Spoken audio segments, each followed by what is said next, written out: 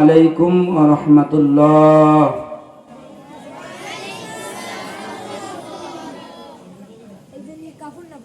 আলহামদুলিল্লাহ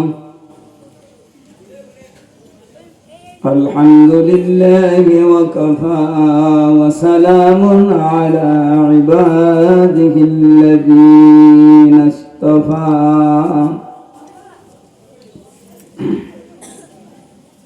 أما بعد قال الله تعالى في القرآن المجيد والفرقان الحميد: هنالك دعا زكريا ربه قال رب هب لي من لدنك ذرية طيبة إنك سميع الدعاء.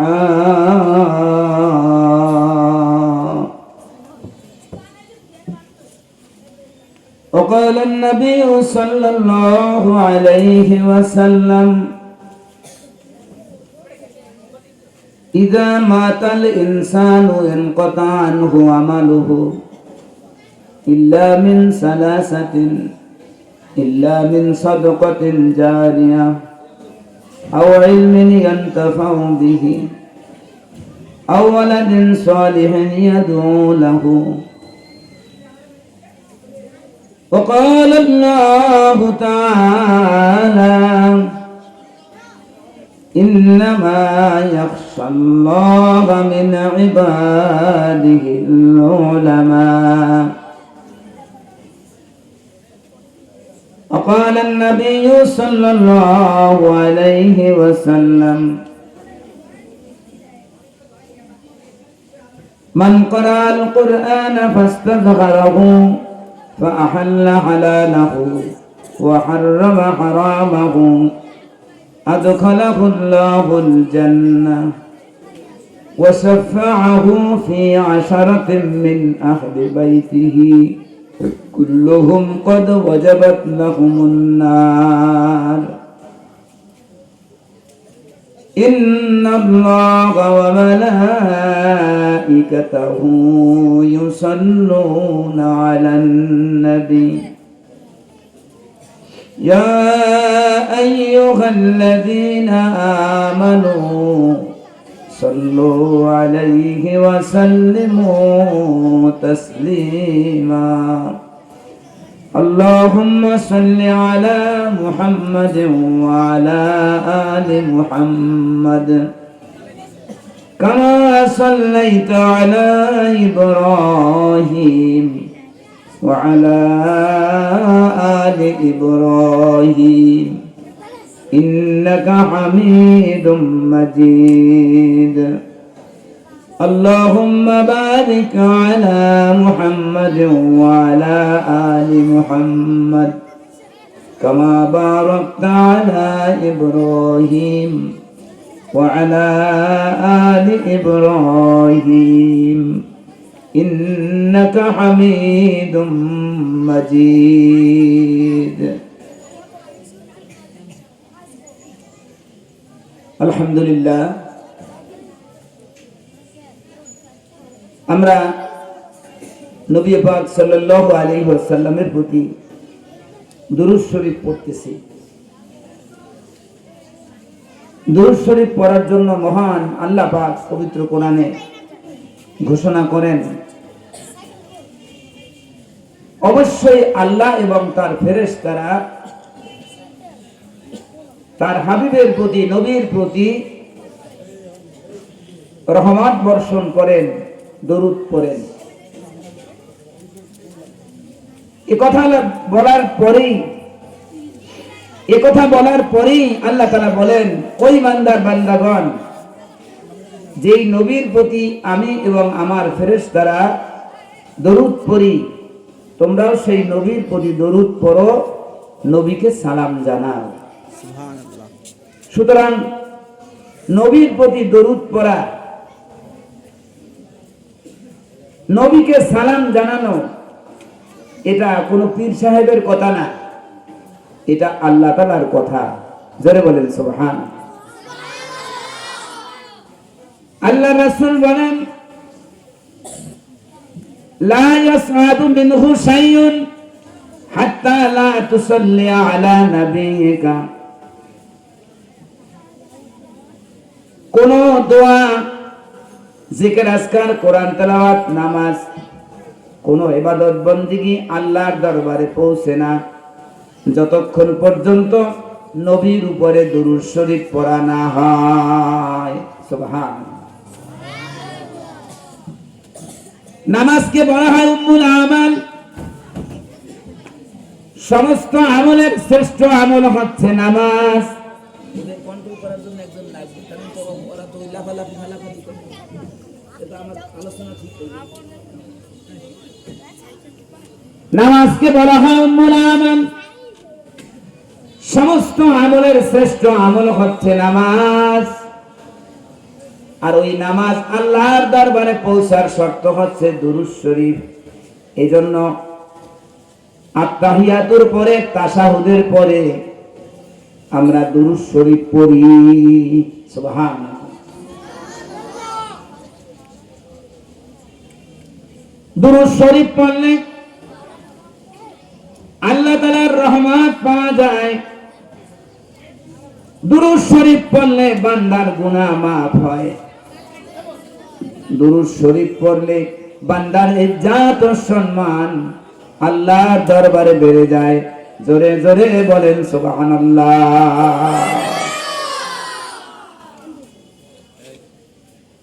দুরূদ শরীফ পড়ে আল্লাহর রহমত পাওয়া যায়। আমাদের আল্লাহর রহমত লাগবে কিনা? অবশ্যই লাগবে। আল্লাহ রাসূল বলেছেন, আল্লাহ পাকের রহমত ছাড়া একটা মানুষও জান্নাতে যাইতে পারবে না। সাহাবীরা প্রশ্ন করেছেন, ইয়া রাসূলুল্লাহ, ইয়া হাবিবাল্লাহ, আপনি তো রাহমাতুল লিল আলামিন, আপনার জান্নাতে যাইতে হলেও কি আল্লাহর রহমত লাগবে?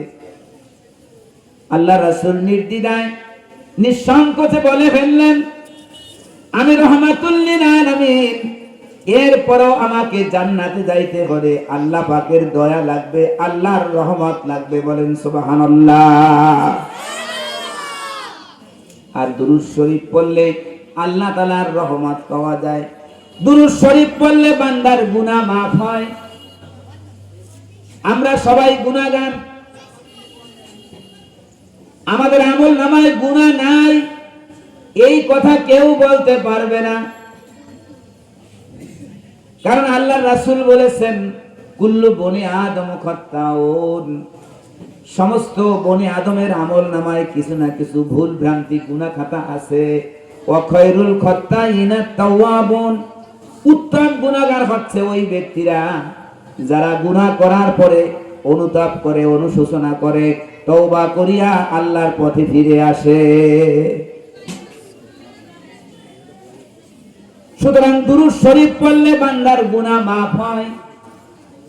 দুরূদ শরীফ পড়লে বান্দার ইজ্জত ও সম্মান আল্লাহর দরবারে বেড়ে যায়। বলেন সুবহানাল্লাহ।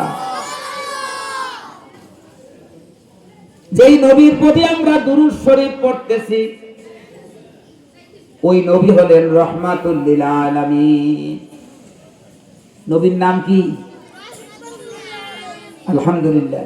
দেখো তালবে আলিম বোঝে, ওরা উত্তর দেয়, তোমরা উত্তর দিও।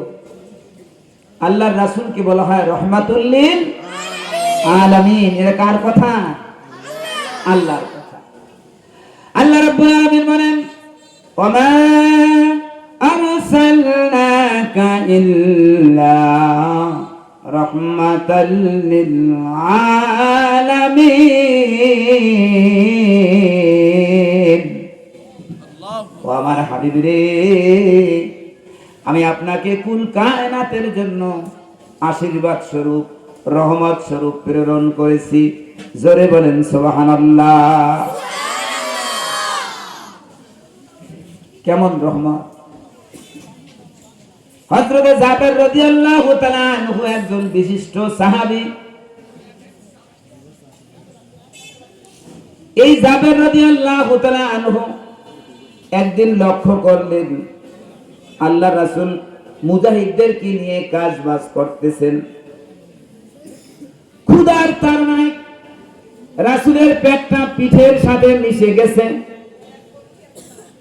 জাবের রাদিয়াল্লাহু তাআলা আনহু রাসূলের ওই পরিস্থিতি দেখিয়া বাড়ির ভিতরে চলে গেলেন। বাড়ি যাইয়া বেগম সাহেবকে বললেন, আল্লাহ রাসূলকে দেখলাম বড় ক্ষুধার্ত, ক্লান্ত শ্রান্ত, রাসূলের পেটটা পিঠের সাথে মিশে গেছে। ও বিবি সাহেব, ঘরে কোনো খাবার দাবার আসেনি। হযরত জাবেরের স্ত্রী বললেন, স্বামী হে, ঘরে খাবার বলতে কিছু নাই, সামান্য একটু আটা আর আমাদের একটা ছোট্ট বকরির বাচ্চা আছে, ছাগলের বাচ্চা আছে, এছাড়া আর কিছু নাই। হযরত জাবের বললেন, ওই অল্প আটায় যা পারো রুটি বানাও, আর ওই ছোট্ট বকরির বাচ্চা জবেহ করে ভুনা করো। জাবের রাদিয়াল্লাহু তাআলা আনহু আল্লাহ রাসূলের দরবারে আসলেন। আল্লাহ রাসূলের কানে কানে বললেন, ইয়া রাসূলুল্লাহ, ইয়া হাবিবাল্লাহ, আমি লক্ষ্য করেছি ক্ষুধার তাড়নায় আপনার পেটটা পিঠের সাথে মিশে গেছে। আজকের দুপুরে আপনি আমার বাসায় মেহমান হবেন। মেহমান কয়জন? একজন। আল্লাহ রাসূলকে দাওয়াত দিয়েছেন, কানে কানে বলেছেন। আল্লাহ রাসূল বললেন, আমার মুজাহিদ ভাইরা, তোমরা কি শুনেছো হযরত জাবের আমাদেরকে দাওয়াত দিয়েছে? জোরে বলেন সুবহানাল্লাহ। 700 সাহাবী কাজবাজ করতেছে আল্লাহ রাসূলের সাথে, দাওয়াত দিছে আল্লাহ রাসূলকে একাকে। আল্লাহ রাসূল শুনে বললেন, ও আমার মুজাহিদ ভাইরা, তোমরা কি শুনেছো জাবের আমাদেরকে দাওয়াত দিয়েছে? জোরে বলেন সুবহানাল্লাহ। এই কথা শুনিয়া হযরত জাবেরের চেহারা মলিন হয়ে গেল।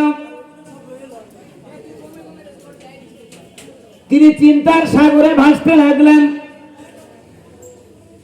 যে আমি দাওয়াত দিয়েছি আল্লাহর রাসূলকে একাকে। আল্লাহ রাসূল 700 মুজাহিদদেরকে জানায়া দিলেন, তোমরা কি শুনেছো জাবের আমাদেরকে দাওয়াত দিয়েছে? আল্লাহু আকবার, আল্লাহু আকবার। চিন্তায় জাবেরের চেহারাটা মলিন হয়ে গেল। আল্লাহ রাসূল জাবেরের অবস্থা দেখে বুঝতে পেরেছেন যে জাবের চিন্তিত। আল্লাহ রাসূল জাবেরকে অভয় দিলেন, বললেন, লা তাহজান ইন্নাল্লাহা মা'ানা। ও জাবের, চিন্তা করো না, চিন্তা করো না, আল্লাহর রহমত আমাদের সাথে আছে। ইন্নাল্লাহা মা'ানা, আল্লাহ আমাদের সাথে আছে। জোরে বলেন সুবহানাল্লাহ। এইবার জাবেরের চেহারাটা উজ্জ্বল হয়ে গেল। জাবের মনে মনে চিন্তা করলো, মাই আপনা কাম আদা কিয়া, তু তেরা কাম আদা করো। আমার দায়িত্ব আমি পালন করেছি, বাদ বাকি দায়িত্ব রহমাতুল লিল আলামিনের। জোরে জোরে বলেন সুবহানাল্লাহ। দুপুরের সময় রাসূল পাক সাল্লাল্লাহু আলাইহি ওয়াসাল্লাম 700 সাহাবী নিয়ে হযরত জাবেরের বাড়িতে উপস্থিত। জাবেরকে ডাক দিলেন, জাবের, লাব্বাইকা ইয়া রাসূলুল্লাহ, আমি উপস্থিত। খাবার দাবার হয়েছে নি? হয়েছে। কি জোগাড় করেছো আমার সামনে নিয়ে আসো। সামান্য একটু আটা, হয়তো 2-1টা রুটি হতে পারে, ছোট্ট একটা বকরির বাচ্চা, ওইটা ভুনা করেছে জবেহ করে। ওই সামান্য খাবার আল্লাহ রাসূলের কাছে নিয়ে আসছে। আল্লাহ রাসূল বললেন, জাবের, এই খাবার দাবার ঢেকে দাও। খাবার ঢেকে রাখা সুন্নাত। এরা ১৫০০ বছর আগে আল্লাহর রাসূল বলেছেন। বর্তমান চিকিৎসা বিজ্ঞানীরা, বর্তমান ডাক্তাররাও বলবে যে আপনার খাবার দাবার ঢেকে রাখেন, কারণ খাবার দাবার অনাবৃত থাকলে ওটার উপরে দূষিত পোকামাকড় পরে নষ্ট করে দিতে পারে, বিরাট ক্ষতির কারণ হতে পারে। আল্লাহ রাসূল বললেন, যাবে এই খাবার দাবার ঢেকে দাও। হযরত জাবের রাদিয়াল্লাহু তাআলা আনহু খাবার ঢেকে দিলেন। এইবারে আল্লাহ রাসূল তার এই রহমতি হাত দিয়া, এই বরকতি হাত দিয়া ওই ঢাকনা খাবারের নিচ থেকে রুটি বিতরণ করতে লাগলেন, গোশত বিতরণ করতে লাগলেন। বলেন সুবহানাল্লাহ। মেহমান হচ্ছে একজন, এখন মেহমান হয়েছে 700। আল্লাহ রাসূলের এই বরকতি হাত দিয়া ঢাকনা খাবার থেকে আল্লাহ রাসূল রুটি এবং গোশত বিতরণ করতেছে। বলেন সুবহানাল্লাহ। এক এক করে 700 মুজাহিদদেরকে আল্লাহ রাসূল গোশত আর রুটি বিতরণ করলেন। ওরা খেয়ে জিহাদের ময়দানে গেল। আল্লাহ রাসূল নিজে খাইলেন। এরপরে জাবেরকে বললেন, জাবের, এই বাদ বাকি খাবার দাবার বাড়ির ভিতরে নিয়ে যাও। তোমার স্ত্রী পুত্র পরিজন, তোমার আত্মীয় স্বজন যারা আছে তাদেরকে খাওয়াও। তবে খাবারের উপর থেকে ঢাকনাটা সরাইবে না। আমার মতো ঢাকনার ভিতর থেকে খাবার বিতরণ করবা। জোরে জোরে বলেন সুবহানাল্লাহ। একজন মেহমানের খাবার দ্বারা 700 মুজাহিদকে পেট পুরে খাওয়ালেন। জাবেরের পুত্র পরিজন আত্মীয় স্বজনদেরকে খাওয়ালেন। এটার নাম হচ্ছে রহমাতুল লিল আলামিন। আসুন ওই রহমাতুল লিল আলামিনের প্রতি অন্তরের অন্তঃস্থল থেকে আমরা আরো কয়েকবার দরুদ পড়ি। আল্লাহুম্মা সাল্লি আলা সাইয়্যিদিনা মাওলানা মুহাম্মদ ওয়া আলা আলি সাইয়্যিদিনা।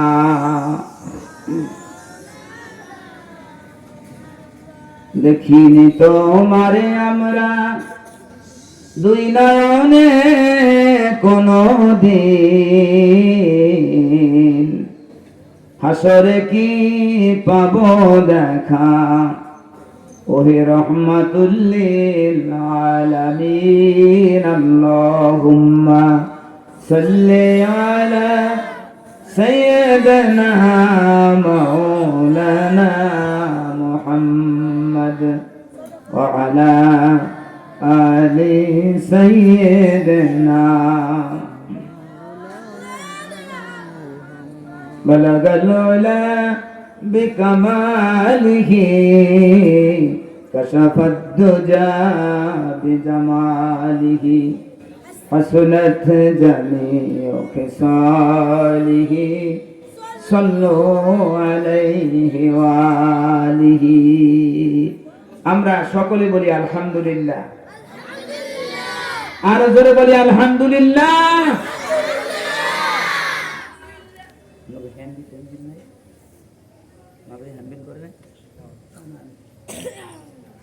বাবে জান্নাত মাদ্রাসার বার্ষিক ওয়াজ মাহফিল, হাফেজ ছাত্রদের দেস্তারবন্দি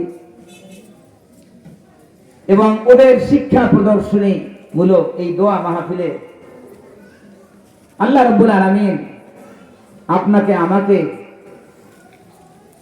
বর্তমান নির্বাচন মুখর মানুষ সবাই নির্বাচন নিয়ে ব্যস্ত, এরপরও আল্লাহ তাআলা আমাদেরকে এই জান্নাতের বাগিচায় কবুল করেছেন। এটা আল্লাহ তাআলার রহমত। তো যেই আল্লাহ আমাদেরকে এই জান্নাতের বাগিচায় আসার, বসার, কিছু বলার এবং শোনার তৌফিক দিলেন, ওই রব্বুল আলামিনের শুকরাতান আমরা সকলে বলি আলহামদুলিল্লাহ। সম্মানিত হাজিরিন, সমস্ত নবী রাসূল শুকরগুজার বান্দা ছিলেন। খেয়ে থাকুক না খেয়ে থাকুক, সুখে থাকুক দুঃখে থাকুক, সর্বাবস্থায় নবী রাসূল সাহাবাইগণ আউলিয়ায়ে কেরাম সদা সর্বদা আল্লাহ পাকের শুকর আদায় করেছে।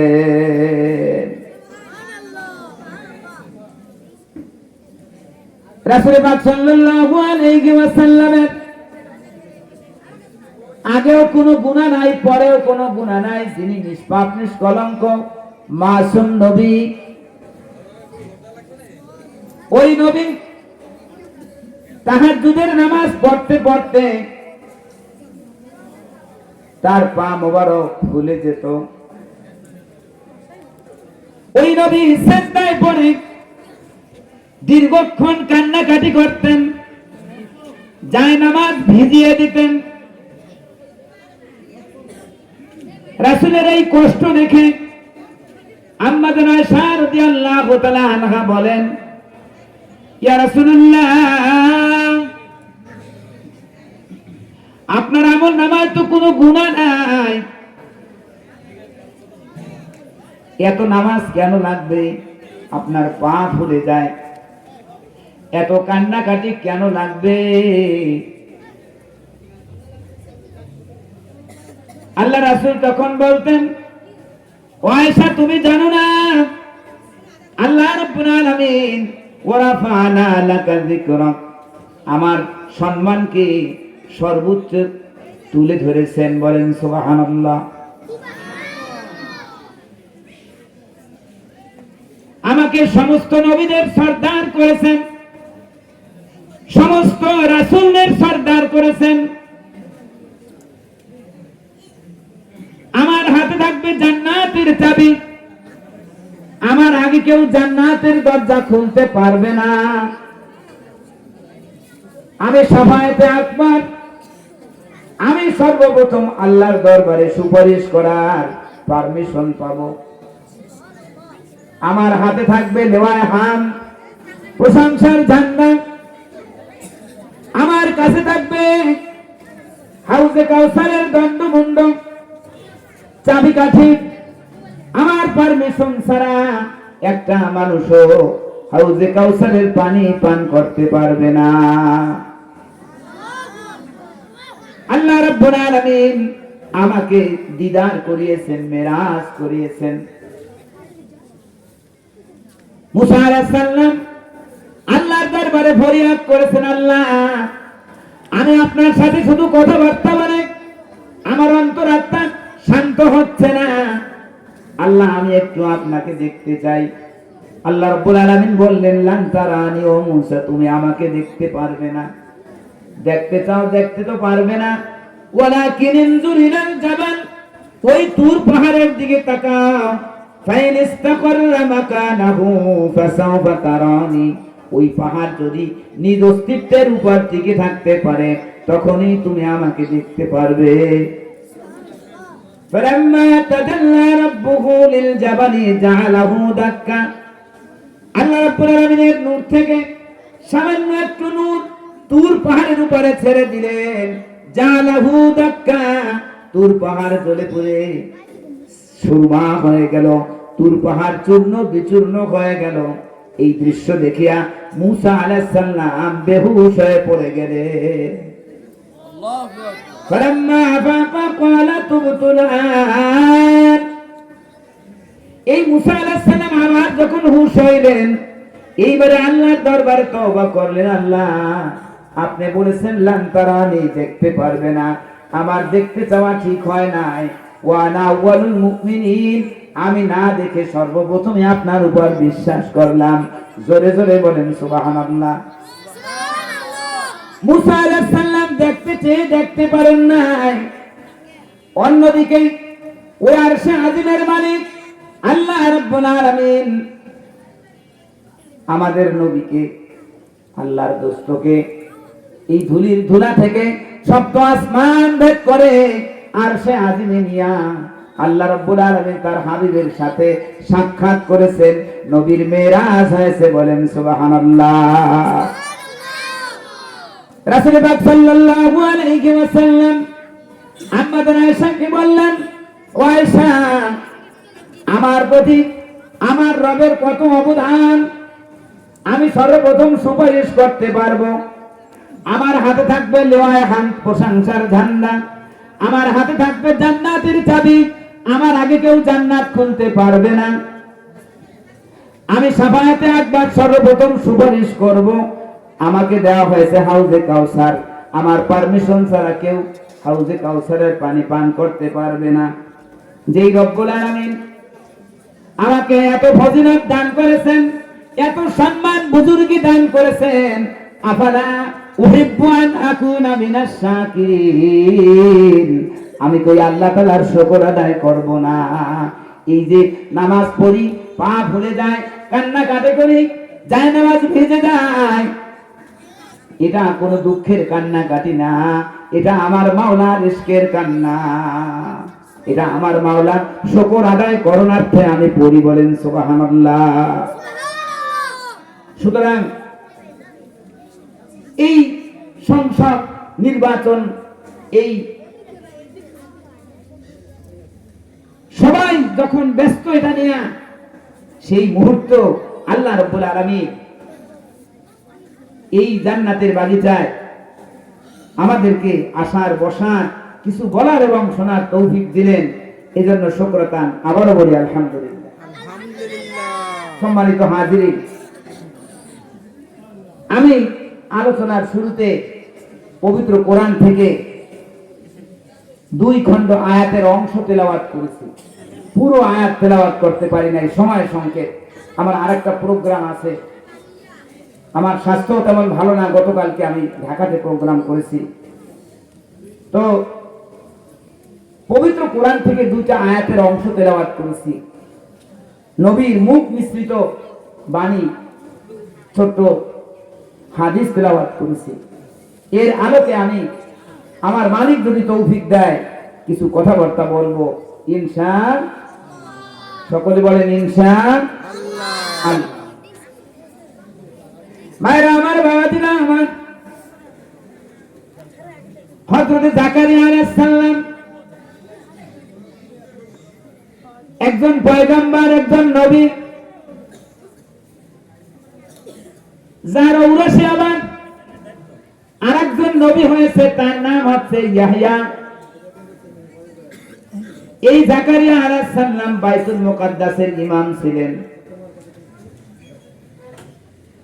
হযরত মারইয়াম আলাইহিস সালামের দেখাশোনা করতেন, প্রতিপালন করতেন। হযরত মরিয়মকে মানত অনুযায়ী বাইতুল মুকাদ্দাসে দান করা হলো। বাইতুল মুকাদ্দাসের হুজরাখানার মধ্যে ছোট্ট মরিয়ম থাকতেন। খালু জাকারিয়া আলাইহিস সালাম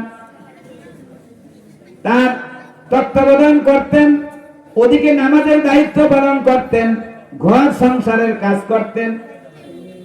যখন নামাজের সময় হতো, আযান দিয়ে নামাজ পড়াইয়া ছোট্ট মরিয়মের খোঁজ খবর নেওয়ার জন্য মরিয়মের রুমের মধ্যে ঢুকতেন, তালা খুলে রুমের মধ্যে ঢুকতেন। কুল্লামা দাখালা আলাইহা জাকারিয়াল মিহরাব ওয়াজাদা ইনদাহা রিজকা قال يا مريم أنى لك هذا।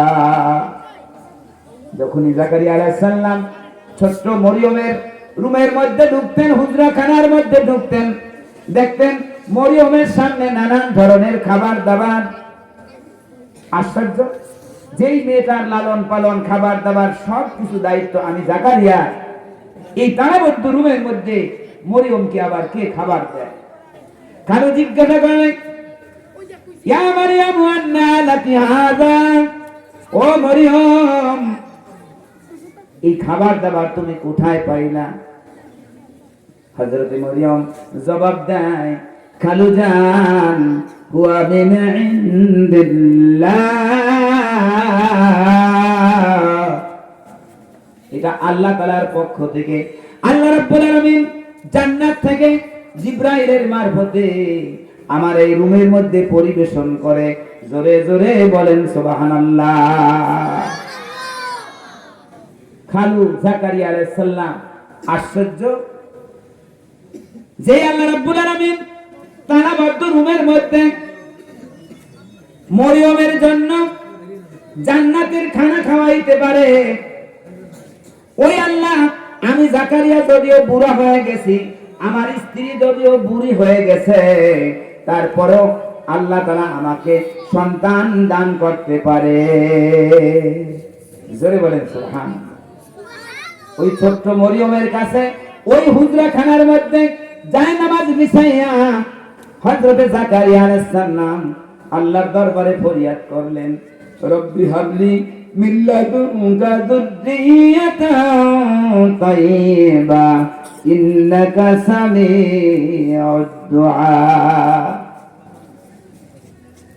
ও পরওয়ারদিগার, আপনি আমাকে একটা নেককার সন্তান দান করেন। কেমন সন্তান?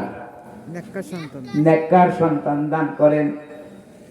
ইন্নাকা সামিউদ দুআ, আপনি দোয়া শ্রবণকারী, আপনার কাছে চাইলে আপনি খালি হাতে ফেরত দেন না।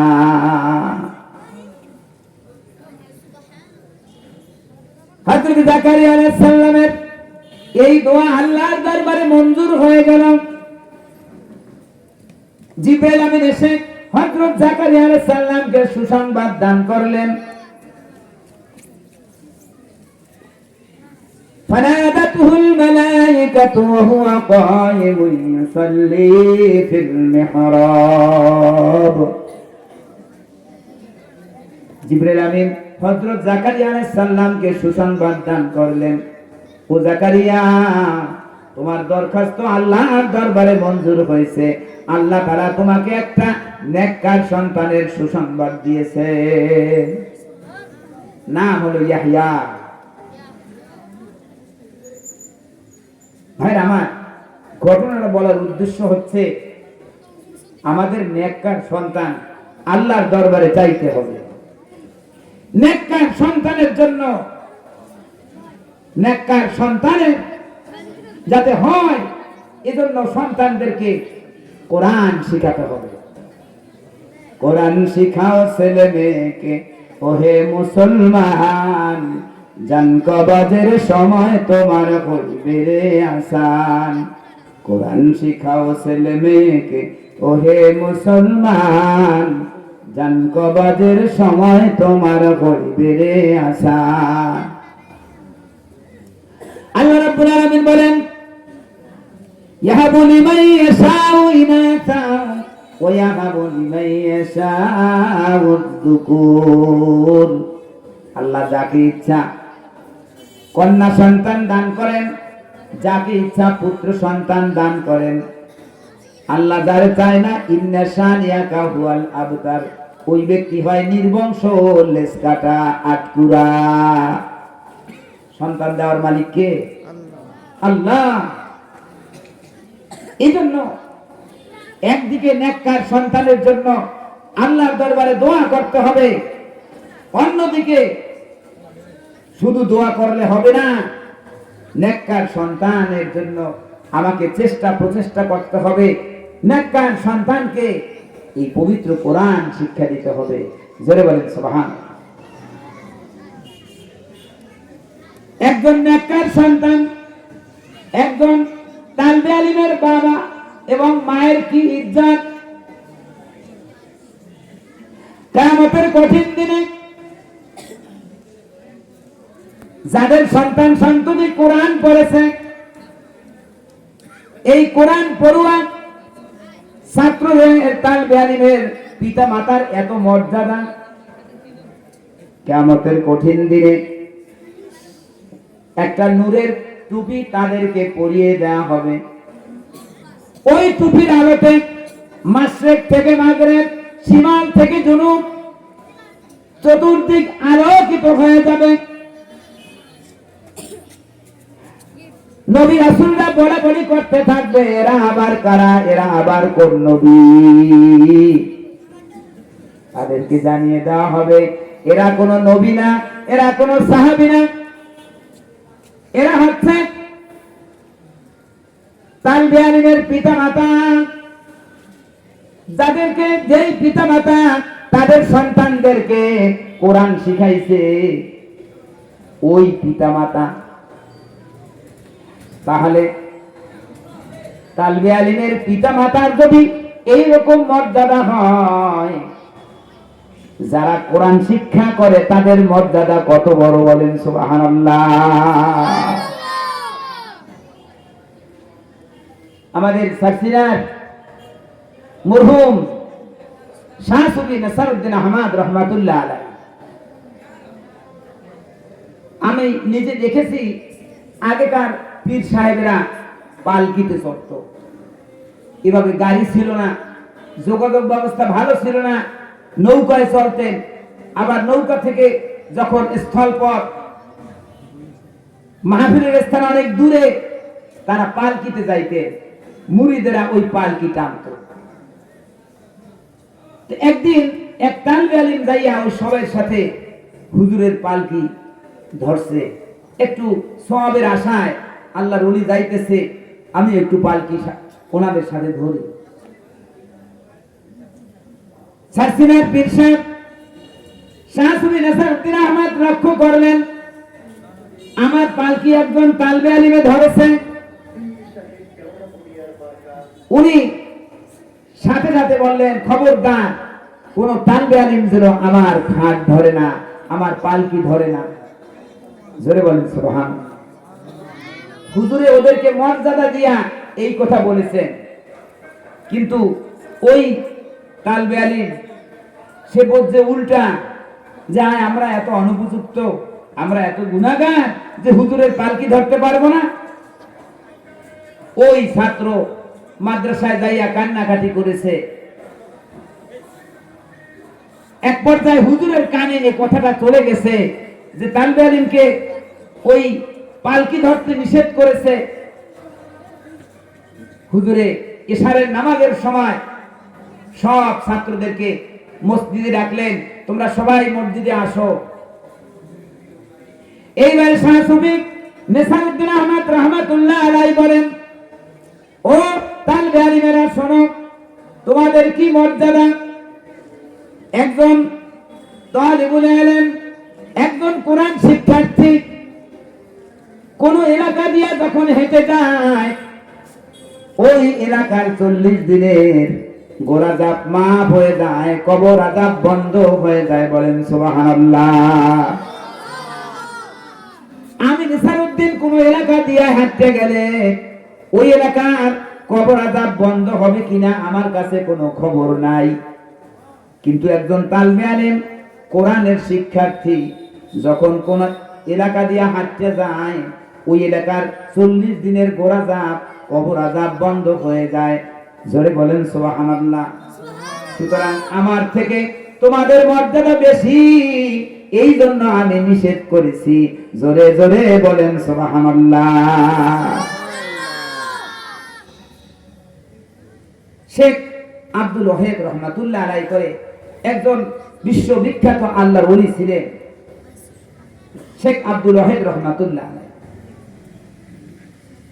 রাতের বেলা তাহাজ্জুদ নামাজ পড়ার জন্য উঠলেন। তাহাজ্জুদের কথা কোরআনে আছে কিনা? তাহাজ্জুদ ছাড়া কেউ আল্লাহর ওলি হতে পারে না। ওয়া মিনাল লাইলি ফাতাহাজ্জাদ বিহি নাফিলাতাল লাক আসা আইয়াবাতাকা রাব্বুকা মাকামাম মাহমুদা। জোরে বলেন সুবহানাল্লাহ। এই আয়াতের ভিতরে তাহাজ্জুদের জন্য আল্লাহ রাসূলকে আল্লাহ নির্দেশ দিয়েছেন। জোরে বলেন সুবহানাল্লাহ। শেখ আব্দুল ওয়াহেদ রহমাতুল্লাহ আলাইহি শেষ রাত্রে তাহাজ্জুদ পড়ার জন্য উঠলেন। তাহাজ্জুদ নামাজ শেষ করিয়া অপেক্ষা করতেছে, এখনই তো সবে সাদেক হবে, মুয়াজ্জিন আযান দিবে, ফজরের নামাজটা পড়িয়া তারপরে ঘুমাবো।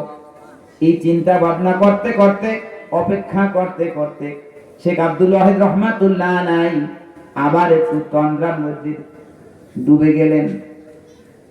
তার চোখে ঘুম আসলো। ওই ঘুমের ঘরের স্বপ্নে দেখে মসজিদের আশেপাশে যত কবর আছে কবরগুলি উন্মুক্ত হয়ে গেছে। সব মুদ্দারেরা কবর থেকে উঠে যেন কি তালাশ করতেছে, কি যেন টোকায়।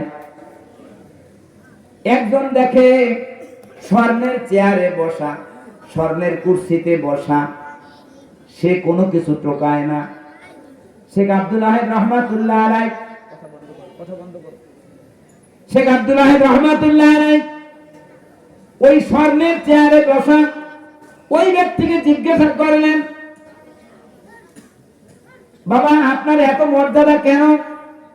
সবাই তো কবর থেকে উঠে কিছু না কিছু তালাশ করতেছে, নেক টোকাইতেছে, আপনার এত মর্যাদা, আপনি স্বর্ণের চেয়ারে বসা, এটার কারণটা কি? শেখ আব্দুল ওয়াহেদ রহমাতুল্লাহ আলাইহি বললেন, আমি আমার সন্তানকে মাদ্রাসায় পড়াইছি, আমি আমার সন্তানকে কোরআন শিক্ষা দিয়েছি, কোরআনে হাফেজ বানিয়েছি। দৈনন্দিন আমার সন্তান কোরআন তেলাওয়াত করে, ওই সওয়াবের অংশ আমার কবরে আসে। আল্লাহ রাব্বুল আলামিন আমার ওই সন্তানের কোরআন তেলাওয়াতের উসিলায় আমাকে এত বড় মর্যাদা দিয়েছে, বলেন সুবহানাল্লাহ। কোরআন শিখাও ছেলে মেয়েকে ওহে মুসলমান, জান কবজের সময় তোমার হইবে রে আসান। কোরআন শিখাও ছেলে মেয়েকে ওহে মুসলমান, জান কবজের সময় তোমার হইবে রে আসান। জয় বলেন সুবহান। সম্মানিত হাজরিন, বরিশালের কৃতি সন্তান, ভালো করে খেয়াল দিয়ে শুনে, বরিশালের কৃতি সন্তান প্রেসিডেন্ট আব্দুর রহমান বিশ্বাসের জানাজায় আমি শরীক হতে পেরেছি। আমি আমার মেয়ের চিকিৎসার জন্য বরিশাল গিয়েছিলাম। একটা প্রাইভেট ক্লিনিকে 3-4 দিন আমরা রইলাম ওই মেয়ের চিকিৎসার জন্য। রাস্তায় মাইকিং হচ্ছে, সাবেক প্রেসিডেন্ট আব্দুর রহমান বিশ্বাস দুনিয়া থেকে বিদায় নিয়েছেন, ইন্না লিল্লাহি ওয়া ইন্না ইলাইহি রাজিউন। তার জানাজা আগামীকাল 10টায় জেলা স্কুল মাঠে। মনে মনে চিন্তা করলাম, আয় হায়, দেশের সর্বোচ্চ চেয়ারে যিনি বসেছেন রাষ্ট্রপতি, তাও আবার এই বরিশালের রাষ্ট্রপতি, বরিশালের কৃতি সন্তান, তিনি মারা গেছেন, তার জানাজায় তো উপস্থিত হতে হবে। জেলা স্কুল মাঠে গেলাম, আয় হায় রে, হাজার হাজার মানুষের ঢল নেমেছে প্রেসিডেন্ট আব্দুর রহমান বিশ্বাসের জানাজা পড়ার জন্য। একটা বিভাগীয় শহর, শত শত আলেমের ঢল নেমেছে। আমি মনে মনে চিন্তা করলাম, হয়তো এই জানাজা পড়াইবে বরিশালের পুরাতন মসজিদ কসাই জামে মসজিদের ইমাম, অথবা বিএম কলেজের মসজিদের খতিব সাহেব, অথবা পুলিশ লাইন মসজিদের খতিব সাহেব, অথবা ক্যান্টনমেন্ট মসজিদের খতিব সাহেব। এরাই তো বড় আলেম, তারাই তো পড়াইবে। দেখলাম অনেক আলেমেরা মরহুম প্রেসিডেন্ট আব্দুর রহমান বিশ্বাসের জীবনীর উপরে অনেক আলাপ আলোচনা করলো।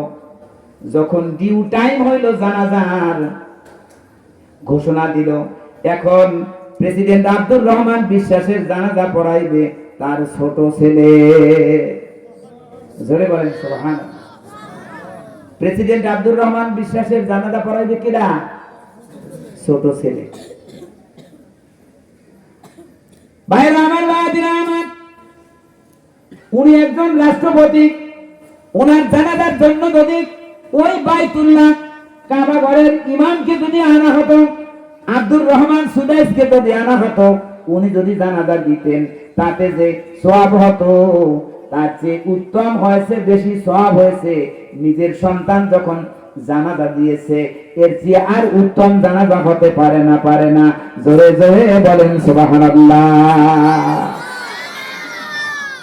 দেশের সর্বোচ্চ সিংহাসনে আরোহণ করার পরেও প্রেসিডেন্ট আব্দুর রহমান বিশ্বাস সাহেব চিন্তা করেছে, আমার একদিন এই দুনিয়া থেকে বিদায় নিতে হবে। বিদায় নেওয়া লাগবে কিনা? আমাদের একদিন মরা লাগবে কিনা? কবরে একদিন যেতে হবে কিনা? একদিন মাটির ভিতরে হবে ঘর রে মন আমার, কেন বান্ধ দালান ঘর, ও মন আমার কেন বান্ধ দালান ঘর। প্রাণ পাখি উড়ে যাবে পিঞ্জর ছেড়ে, ধরা দামে সবই রবে তুমি যাবে চলে। বন্ধু বান্ধব যত মাতা পিতা দ্বারা সুত সকলই হবে তোমার পর, ও মন আমার কেন বান্ধ দালান ঘর। একদিন মাটির ভিতরে হবে ঘর, ও মন আমার কেন বান্ধ দালান ঘর। জোরে বলেন সুবহানাল্লাহ। প্রেসিডেন্ট আব্দুর রহমান বিশ্বাস চিন্তা করেছে, একদিন আমাকে এই দুনিয়া থেকে বিদায় নিতে হবে, একদিন আমাকে কবরে শুইতে হবে। আমার জানাজা যদি আমার সন্তান পড়াইতে পারে, আমার সন্তান যদি আমাকে বিসমিল্লাহি ওয়া আলা মিল্লাতি রাসূলিল্লাহ বলে কবরে শোয়াইতে পারে, আমার সন্তান যদি আমাকে গোসল করাইতে পারে, এর চেয়ে উত্তম কিছু নাই। এই চিন্তা ভাবনা করিয়া তার সন্তানকে সে কোরআন শিখাইছে। জোরে বলেন সুবহানাল্লাহ। কোরআন শিখাও ছেলে মেয়েকে ওহে মুসলমান, জান কবজের সময় তোমার হইবে রে আসান। সম্মানিত হাজিরিন, আপনার সন্তানকে কোরআন পড়ান, ঠকবেন না। আমি মরহুম কমিশনার আব্দুল মজিদ বিশ্বাস সাহেবের ছেলে, আমরা 11 ভাই বোন। আব্বাজান আমাকে মাদ্রাসায় পড়াইছে, আব্বাজান ঠগে নাই, আমিও ঠগি নাই। আমি জজ করে সরকারি চাকরি করেছি, আমি হেড অ্যাসিস্ট্যান্ট পোস্ট থেকে আমি রিটায়ারমেন্টে আসছি। আমি আমার আব্বাজানকে মৃত্যুর পরে গোসল করাইছি। ওই বরগুনা সার্কিট হাউস ময়দানে আব্বাজানের জানাজা আমি ইমামতি করেছি। আবার আমার নিজের হাতে আব্বাজানকে কবরে শোয়াই দিছি বিসমিল্লাহি ওয়া আলা মিল্লাতি রাসূলিল্লাহ বলে। সুতরাং আমার আব্বাজান আমাকে মাদ্রাসায় পড়াইয়া ঠগে নাই, তার জীবন সার্থক হয়েছে। বলেন সুবহানাল্লাহ।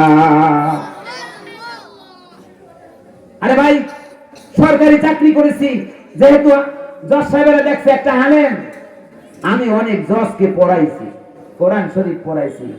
বাহারুল ইসলাম ডিস্ট্রিক্ট জাজ বলেছেন, বাবা দুনিয়ার এত বিদ্যা শিখলাম, আমি সব ফার্স্ট ক্লাস ফার্স্ট, আমি ডিস্ট্রিক্ট জাজ, কিন্তু আমার কবরে যেটা লাগবে আমি সেটা জানি না, আমি কোরআন পড়তে জানি না। ও নিজামুদ্দিন, তুমি আল্লাহর রাস্তায় আমার একটু কোরআন পড়াবা। আমি একজন অধস্তন কর্মচারী, তার আমার কাছে বিনীতভাবে বলেছে আমাকে আল্লাহর রাস্তায় কোরআন পড়াবা। জোরে বলেন সুবহানাল্লাহ। এভাবে বহু ডিস্ট্রিক্ট জাজ আমার ছাত্র। আর ওই ডিস্ট্রিক্ট জাজ বলতেন, সাবধান হয় অফিসারেরা, নিজামুদ্দিনের সাথে ভালো ব্যবহার করিও, সে কিন্তু আমার উস্তাদ। জোরে বলেন সুবহানাল্লাহ। তাহলে মাদ্রাসা পড়িয়া ঠকছি না জিতছি? জিতছি। ডিস্ট্রিক্ট জাজের স্পেশাল একটা পাওয়ার আছে, স্পেশাল পাওয়ারের জোরে তিনি যাওয়ার সময় আমাকে অতিরিক্ত 2টা ইনক্রিমেন্ট দিয়েছে। 2টা ইনক্রিমেন্টের জন্য আমি পেনশনের সময় অনেকগুলা টাকা পেয়েছি। জোরে বলেন সুবহানাল্লাহ। সুতরাং কোরআন পড়িয়া আমি ঠকি নাই। আপনাদের সন্তানদেরকে মাদ্রাসায় পড়ান, কোরআন শিক্ষা দেন, ঠকবেন না।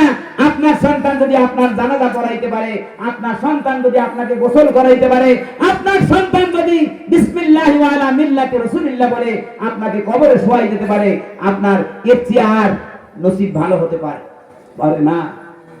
সুতরাং এই বাবে জান্নাত মাদ্রাসা বরগুনা শহরের একটা ঐতিহ্যবাহী মাদ্রাসা। এখানে এই কোরআন শিক্ষার পাশাপাশি জাগতিক শিক্ষাও দেওয়া হয়, বাংলা, অঙ্ক, ইংরেজি, ইলেকট্রিক ম্যাথ, এরপরে কম্পিউটার সায়েন্স এন্ড ইঞ্জিনিয়ারিং এই বিষয়েও প্রাথমিক ধারণা দেওয়া হয়। সুতরাং আপনার সন্তানকে এই মাদ্রাসায় দিলে আপনি ঠকবেন না। আপনি আগে ওই 3-4 বছর এই মাদ্রাসায় পড়ান, তারপরে যদি আপনার মনে চায় তাকে ডাক্তার বানান, ইঞ্জিনিয়ার বানান, উকিল বানান, এসপি বানান, ডিসি বানান, জজ বানান, কোনো অপরাধ নাই। ওর মধ্যে যদি কোরআনের নূর থাকে, এক সময় না এক সময় ওই নূর জ্বলে উঠবে। জোরে বলেন সুবহানাল্লাহ। চতুর্দিকে আজান হচ্ছে, এখানেও আজান হবে। আমাকে সময় দিয়েছেন আজান পর্যন্ত। আল্লাহ তাআলা আমাদের সকলকে বোঝার এবং আমল করার তৌফিক দান করুন। ওয়া আখিরু দাওয়ানা আলহামদুলিল্লাহি রাব্বিল আলামিন। আসসালামু আলাইকুম ওয়া রাহমাতুল্লাহ।